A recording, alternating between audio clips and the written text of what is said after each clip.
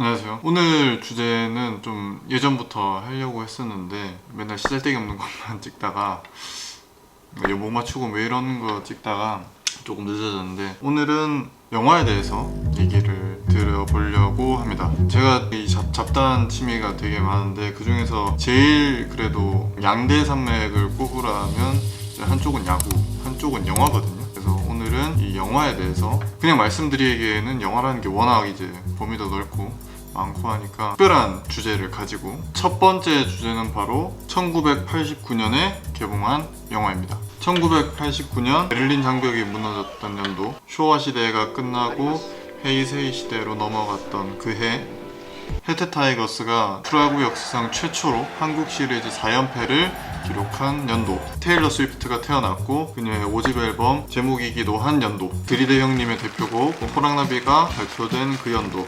1989년입니다.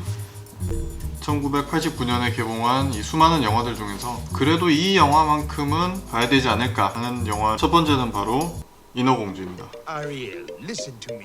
인어공주는 1989년 론 클레먼츠 존 머스커 감독 작품이고요. 사실 뭐 이런 얘기보다는 배경음악만 들어도 누구나 알 수 있는 그런 영화이기 때문에 굳이 필요가 없을 것 같고요. 이 영화의 자체의 작품성뿐만 아니라 1966년 월트 디즈니 사후에 20년 이상 동안 지속되었던 디즈니의 암흑기를 끊어내고 이후에 나올 대디즈니 르네상스 시대를 건인했던 그런 리드오프 역할을 했다. 물론 그의 박스오피스 1위 스티븐 스필버그 감독의 인디아나 존스 최후의 성전에 내줬고, 또 그의 오스카상 드라이빙 미스 데이지에게 내줬지만 이 영화 최고의 OST 언더 더 시를 필두로 해서 아카데미 음악상, 주제가상, 그리고 그래미상마저 학살해버리고 맙니다. 또 인어공주의 성공으로 제작이 될 수 있었던 미녀와 야수, 알라딘, 그리고 라이언킹까지 결과적으로 디즈니 역사상 전무후무한 3, 4, 5 클린업 트리오를 결성시킬 수 있었고, 알라딘과 라이언킹은 각각 1992년, 1994년 월드박스 오피스 1위를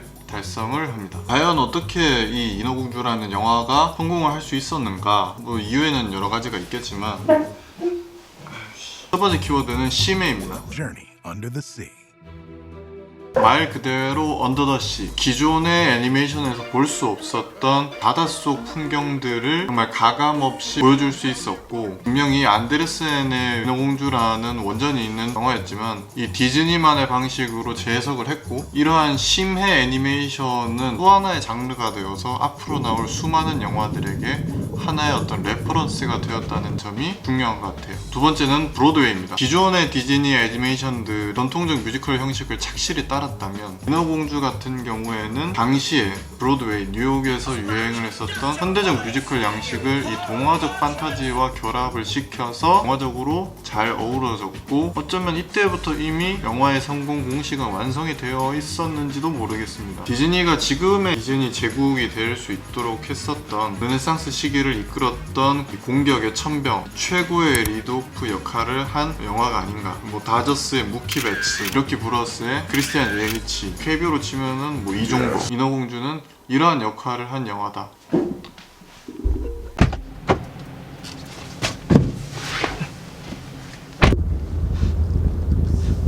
그리고 모든 영화들의 개봉 연도 기준은 IMDb 기준으로 선정을 했습니다. 원래 시네마 천국을 넣고 싶었는데 시네마 천국이 국내 개봉은 1989년인데 IMDb 기준으로 1988년이더라고. 그래서 아쉽게 이번에는 제외를 했습니다.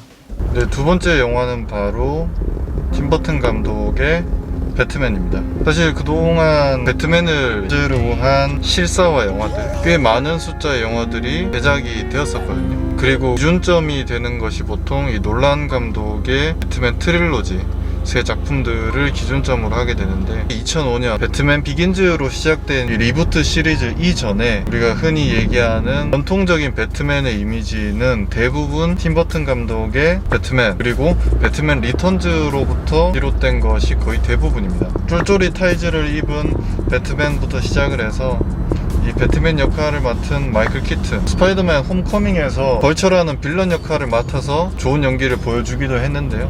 배트맨이라고 하는 슈퍼 히어로의 원조격을 연기한 배우이기도 하거든요. 또 잭 니콜슨의 조커, 미셸 파이퍼의 캐트우먼은 각각 히스 레저, 호아킨 피닉스, 그리고 앤 해서웨이가 배역을 재탄생을 시켰죠. 또 데니 드비토의 펭귄맨 근데 이 데니 드비토가 나오는 필라델피아는 언제나 맑음이라는 시트콤이 있거든요. 이거 지금 볼 수 있는지는 모르겠는데 볼 수 있다면 꼭 보시기를 강추드립니다. 미국 시트콤인데 진짜 개또라이 우악스러운 이 탱크 형태가 아닌 유선형의 레트카를 볼 수가 있고, 지금에 와서야 이 마블을 필두로 해서 이 슈퍼 히어로 영화의 슈퍼스타 탑 배우들이 출연하는 것이 이제 더 이상은 이상하지 않은, 어색하지 않은 상황이 되었지만, 배트맨이 제작이 될 때만 하더라도 그렇진 않았던 것 같아요. 팀 버튼 감독이 이 메가폰을 잡았다는 것부터 시작해서 주연인 마이클 키튼 역시도 사실 뭐 그 전까지 뭐 미스터 마마라, 비틀주스 같이 사실은 좀 코믹스러운 이미지가 더 다분한 배우였다는 말이죠. 또 반대로 이 악역, 이 빌런 역할을 맡았던 잭 니콜슨 같은 경우에는 이미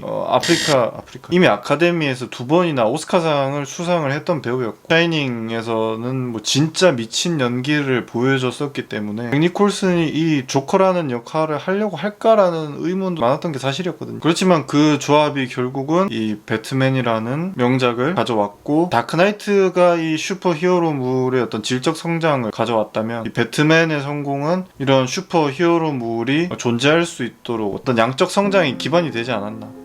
그 이후에 논란표 배트맨 트릴로지, DC 유니버스, 또 더 배트맨 또 있지만, 테넷에서의 로버트 패틴슨의 연기를 보고 와, 트와일라이트 이후로 그렇게 기억에 남는 영화가 거의 없었거든요. 새롭게 시작하는 더 배트맨이 2022년 개봉이라고 하는데 한번 기대해 보도록 하겠습니다. 네, 갑자기 얘기가 샜는데 1989년 배트맨은 4.1억 달러를 벌어들였고 1989년 월드 박스 오피스 2위에 해당하는 기록이고요. 그 다음에 아카데미에서는 연장상을 수상하기까지 하나의 영화로 이후에 수많은 작품들을 재탄생시켰던 배트맨도 꼭 보시기를 강추드립니다.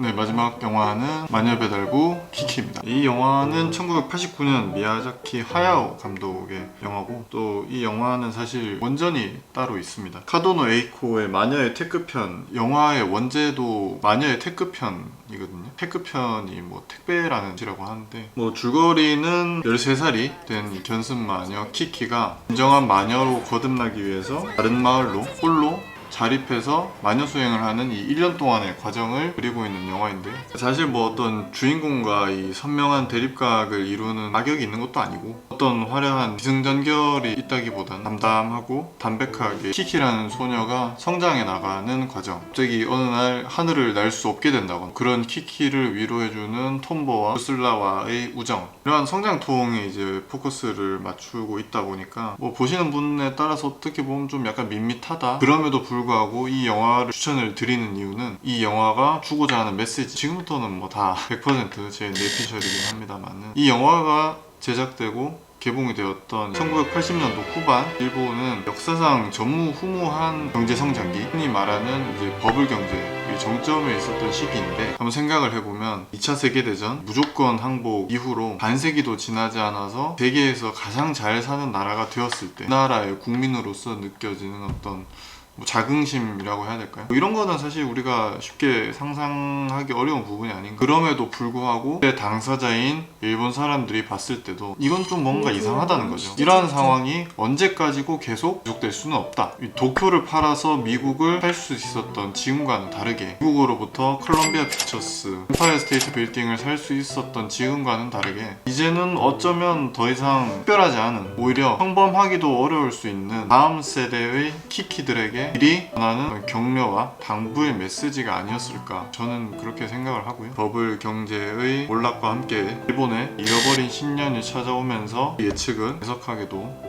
적중이 돼버리고 말았네요. 이건 약간 딴 얘기긴 한데, 영화를 보다 보시면은 눈치채시는 분들도 있겠지만 주인공 키키와 톰보의 성우가 명탐정 코난의 코난과 안도일의 성우분들이랑 같거든요. 저처럼 이제 명탐정 코난 좋아하시는 분들은 나름 또 재미있게 볼 수 있는 한 가지 요소가 되지 않을까. 기회가 된다면 다음 때는 우리나라가 월드컵에 열광의 도가니에 있었던 2002년에는 과연 어떤 영화가 개봉을 했는지 한번 알아보도록 하겠습니다. 구독 한 번씩 부탁드리고요. 감사합니다.